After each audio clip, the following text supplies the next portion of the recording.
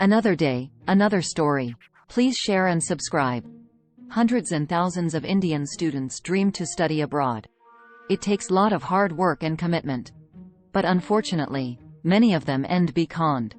Reports say latest fraud may have done by person named Brijesh Mishra. As per CP24 News, the Canada Border Services Agency, CBSA, announced on June 23 that they have laid charges on fraud Indian national Brijesh Mishra with immigration-related offences. As per the official press release, there is no confirmation whether they arrested, detained Brijesh, but various media house reports are claiming that he has been arrested. An Indian education agent accused of being at the centre of a scandal over fake Canadian college admission letters has been arrested in this country and is now facing criminal charges here. On Friday, Canada Border Services Agency charged Brijesh Mishra, a citizen of India, with offering immigration advice without a license and with counselling a person to directly or indirectly misrepresent or withhold information from authorities.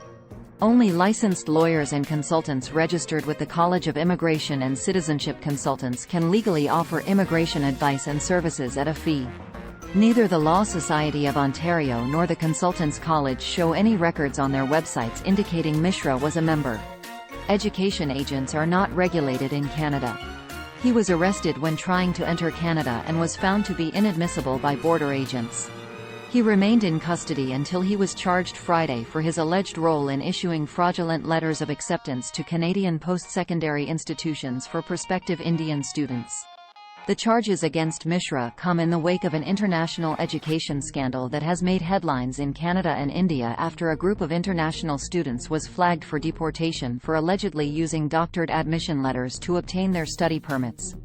The students, a group said to be in the hundreds, claim they were unaware that the admission letters given to them were doctored, and say they only became aware of the issue when they were flagged by border officials after they had finished their courses and applied for postgraduate work permits. Some cases were flagged during the students' permanent residence application process.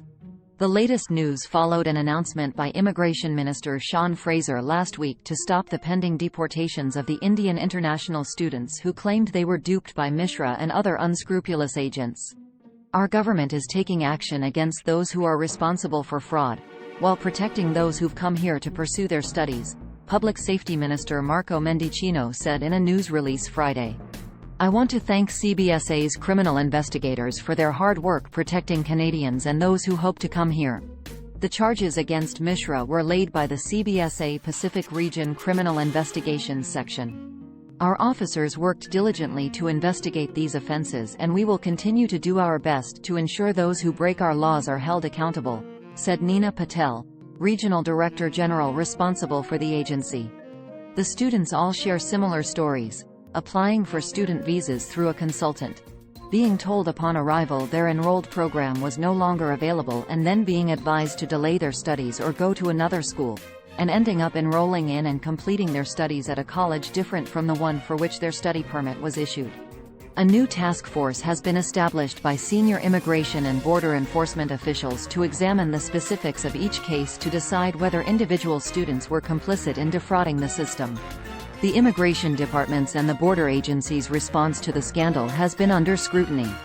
Some of the students and their supporters had camped outside the CBSA office on Airport Road in Toronto for weeks, and the Parliamentary Immigration Committee has launched its own study, demanding answers from immigration and border officials on this matter. Supporters have said the students were victims and should not be penalized, and questioned why the fraudulent documents weren't detected until years later, after many of the students had already graduated from other schools, had jobs and gotten established. We hope that in the future, students will exercise caution when pursuing admission opportunities abroad. Thanks for watching.